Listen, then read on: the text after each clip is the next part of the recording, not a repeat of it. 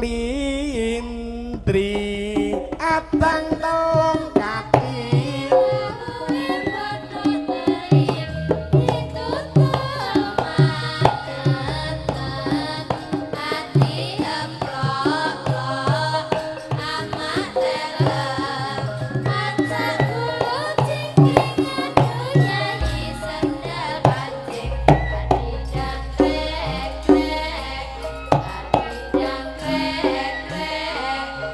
ayo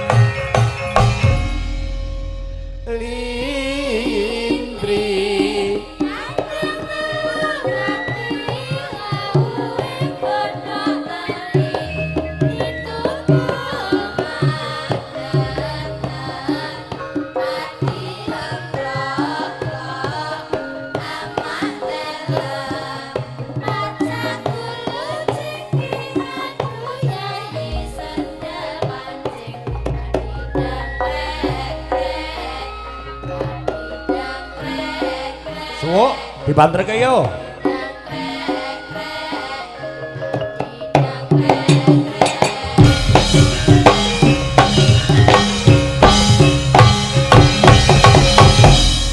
waduh nganti kejebles nangke dadak cenanangan saking semangatku kok kepiye to ya leren dhisik mbok rasa leren baca terus aku ora kesel kok aku kok kerenggosan lah ya mulane kuwi nganti urung udut barang to aku ki lah ya kaya ngene iki abot-abote karo kowe aku karo kowe iki minangka Petruk Bagong Gareng Jerjarakan Petruk sejati Gareng sejati kuwi sesanggemane abot ya lahir ya batin ora mung tumrap gelaring pakeliran sak ing pakeliran lan uga rampe sak pepake sing ana ing pakeliran kono nek ngono bab-bab ingkang ana sak enjabaning pakeliran aku karo kowe saya kudu ngudi ing samu barang lire yang ngono kudu semeleh kowe tru alus-alus saya tuwa kowe ora gampang nesu kowe nek dijamah karo cah cilik-cilik ngono kae ya ora kena nesu terus sale ya kudu jane arep semeleh kowe ayo njur karepe njur terus nek dinyanyah-nyunyah ngono kuwi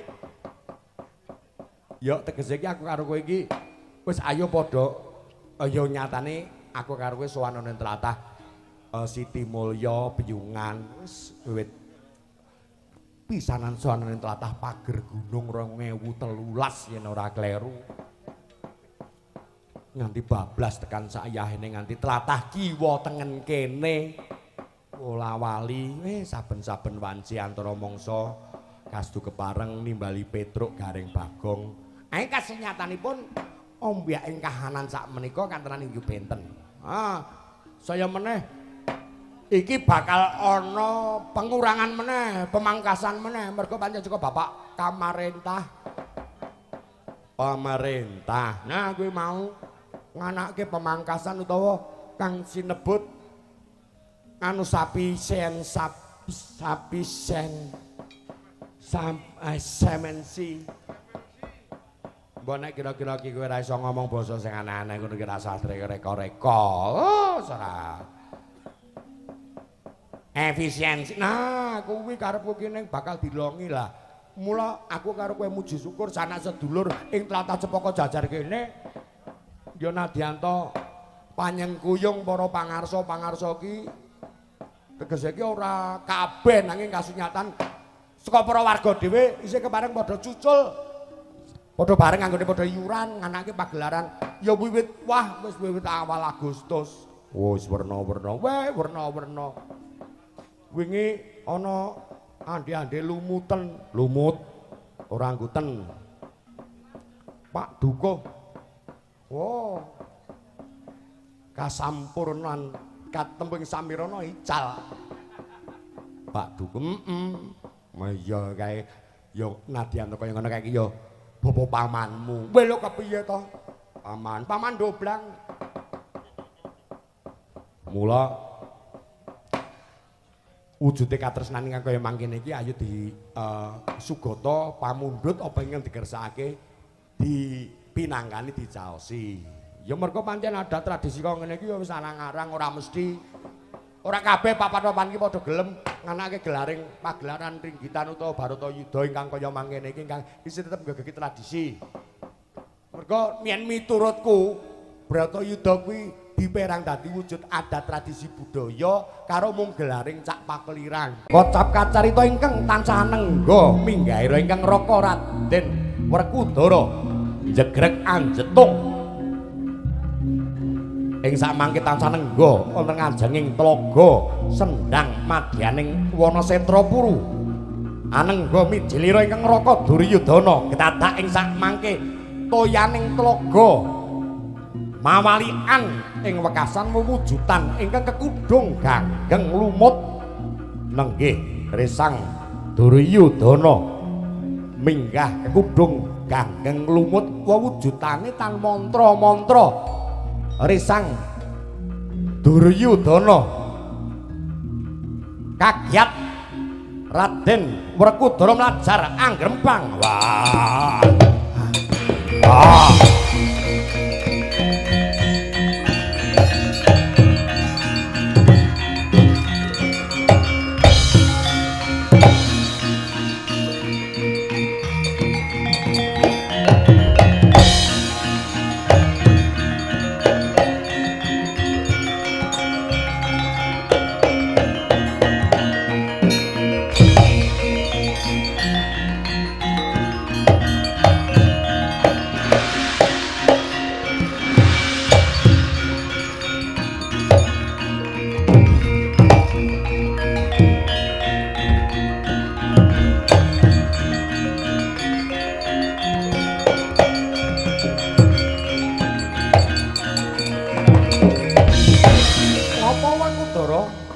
Lah kok kirik-kirik?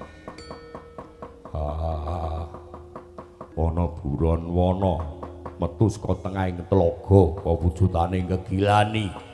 Coba to sawangen, kowe iki aja banget anggon. Ya kesel ya kesel. Ning ya tetep mikir sing meneng to Werkudara, coba sawangen mosok kaya ngono kok buron wana iki kepiye? Oh, Duryudana lah. Gawa gada paringane dewa. Wis aja semelang. Kae gada mung kari klontrongan. Iki mung kari pungkasan Werkudara, gada kae kepruken dimen pecah wong ya ora ana isine apa-apa. Maju Werkudara tak dombani Surasudira janing Kang Racuh Brasut Kamulah Darmasuti Werkudara.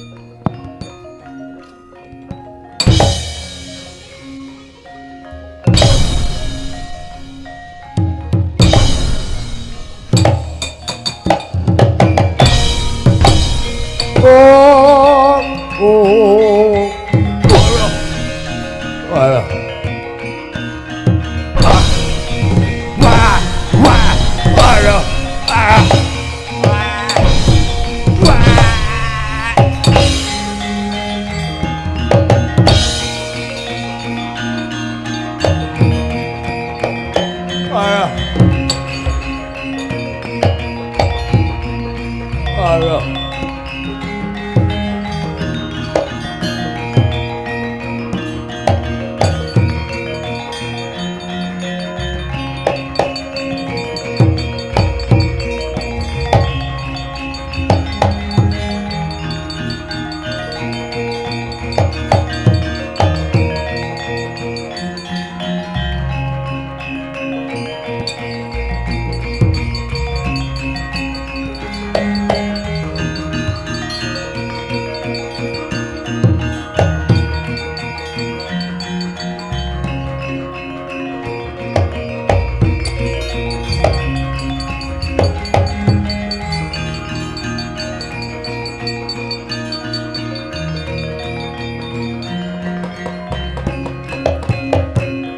Aduh, sinuwun. Panjenengan iki menapa sinuwun? Nyuwun pangapunten sinuwun. Tumuli kula saged mboten nyengkuyung jengandika sinuwun. Swatama. Aku sing kudune njaluk ngapura. Kowe bener. Kowe bener Swatama. Aku mung dirubung karo wong-wong sing padha mbela Pandhawa keparat. Aku dikecek sikilku nganti lumpuh remuk rempu. Sikilku nganti ra iso tanggo ngadeg. Bakartine Werkudara. Walah dalah. Kula ingkang badhe males mudi tuwuh lara wirang. Pundi sik? Mudyar tenan kowe rawuh soroh pati. Lajeng karsanipun kula kedah kados pundi? Minggato ngaliya. Minggat ngalih. Kula kedah wis rasah mikiri aku. Kowe sing duwe sedulur Kartomarma sing tak kon nyelametke Banowati ana ing tengahing alas. Golek ana. Golek ana. Yen kowe arep malesa ning aja saiki nggih. Yen mekaten kula badhe males kanthi cara kula piyambak mangsa bodho nyun pamit derekaken ya minggat iya minggat rasa nangis oh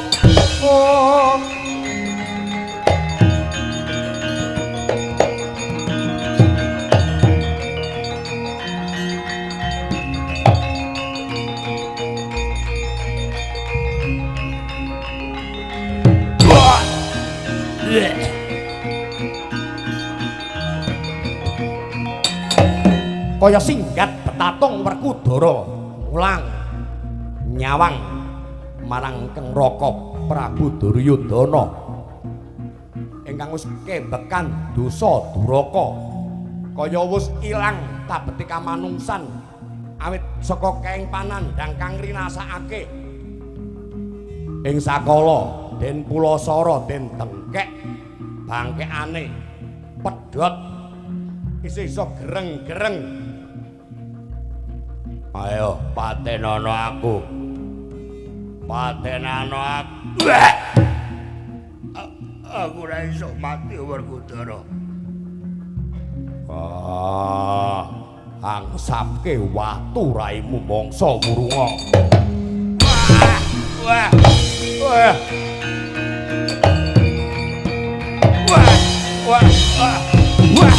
Wah.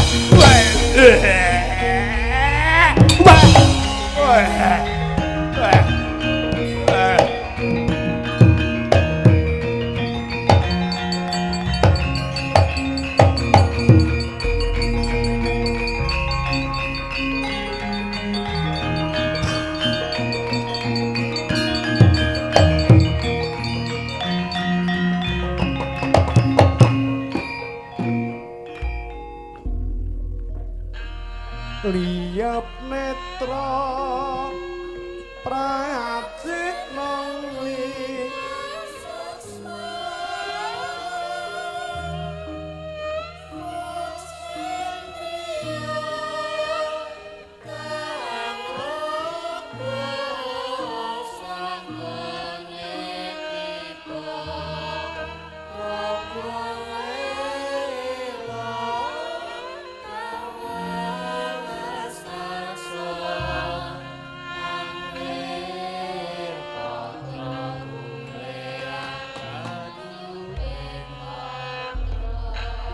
Ngopo kowe menthek mandeng aku tanpa kedep. Nadyan mewujudanku wis ora rupa menungsa sasak kaya kewan. Apa tak anggap aku wis mati? Barukudara. Sambata Bapa ngakoso Ibu Pertiwi. Yo anggap nek aku mati. Banjur kowe menang ya. Kowe tetep kalah. Kowe tetep kalah Werkudara. Awit ngerti ya. Negara Ngastina wis suwung kumprung badane ora ana. Wis tak ngguragat perang entek Gusis. Uga mengkari prajurit sing tuwa-tuwa upawa sing nom wis cacat. Wong aku menang. Ngaku menang. Hah? Kowe kalah. Sakarepmu. Lewu ngucap tak rungokke. Nguntapke nyawamu. Ora sah gemblelengan pacakmu, Werkudara. Nadyan Pandhawa 5 cacah 5. Yektine kuwi mung wong arahan. Itung derajat kuwi tetep dhuwur derajatku Werkudara. Aja tok anggap lamun to derajatmu kuwi dhuwur. Awit kowe kuwi mangertiya supaya padhang atimu. Ibumu Dewi Kunthi kae dudu ibu sejati. Dudu ibu sejati. Sing tok anggap ibu paling utama kayektine Gombalama. Wah. Bangsat kae len duwe anak. Punta Dewa mergo ramban-ramban karo Bathara Darma. Kowe tunggal dene aja nggoroi awakmu Dewa aja selak. Ibumu Kunthi ramban-ramban karo Bathara Bayu anak-anak kowe. Bathara Asmara didulke banjur ramban karo mbokmu anak-anak Arjuna.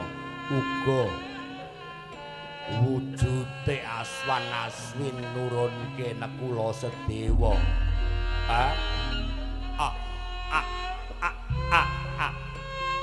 Kaya ngono tok anggap utama. Mbokmu Dewi Kunthi kae persasat mung padha wae karo wong wedok pelanyahan. Bratasena pelanyahan bajingan.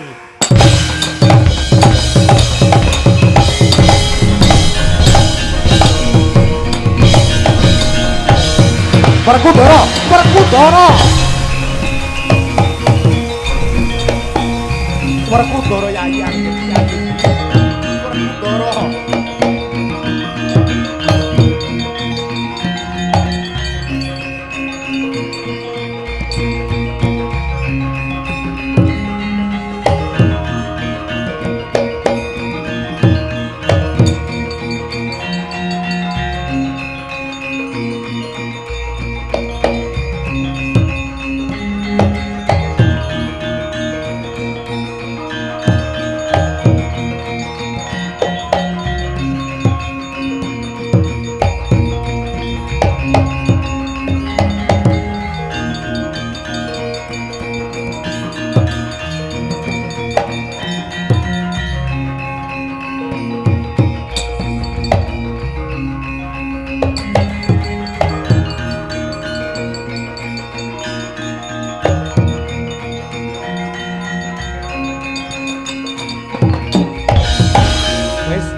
Wis Werkudara. Nganti mblabar ajur mumur sarirane kakangmu mung wujud ludira kaya mengkono.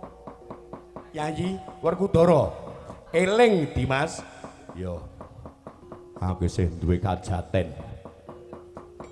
Aja banjur lumangsa kebranang kamurkanum dening dayaning pangurup-urup saka Kakang Duryudana. Wis kasempatan sediamu. Prajurit ingkang padha isih wani padha maju pagenya padha manungkul sisaning para wadya padha teluk manungkul Sasmita Cetha Lamunta Pandhawa ungguling yuda mengkono Werkudara.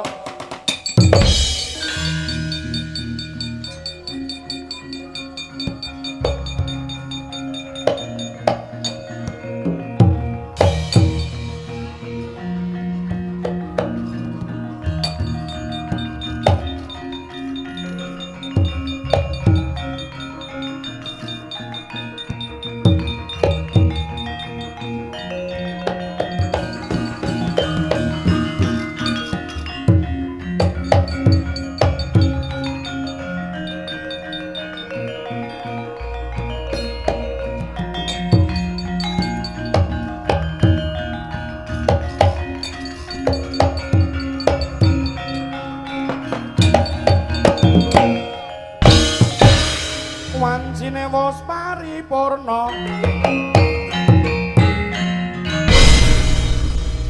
mugi pinaringan karaharjan sembodo kang sinedya rahayu kang tinemu ing wekasan mekaten babaring lelampahan menika kinarya panutup pamungkasing Baratayuda Jaya binangun ing samangke dados Sasmita Cetha Lamunta kautaman kadarman unggul saking wujudan angkara murka ingkang tegesipun boten badhe wonten lampah ala kok tumauma teng becik niku boten badhe kelampah.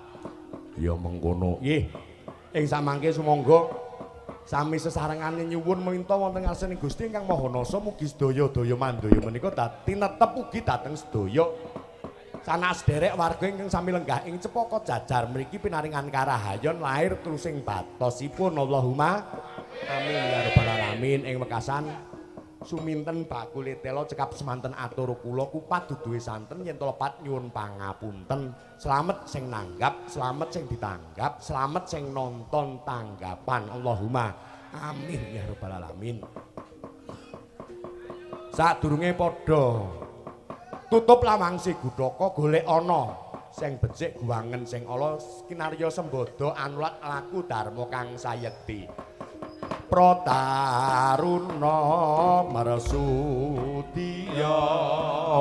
Saneskara mangka sagung ing dumati Marsudi ingkang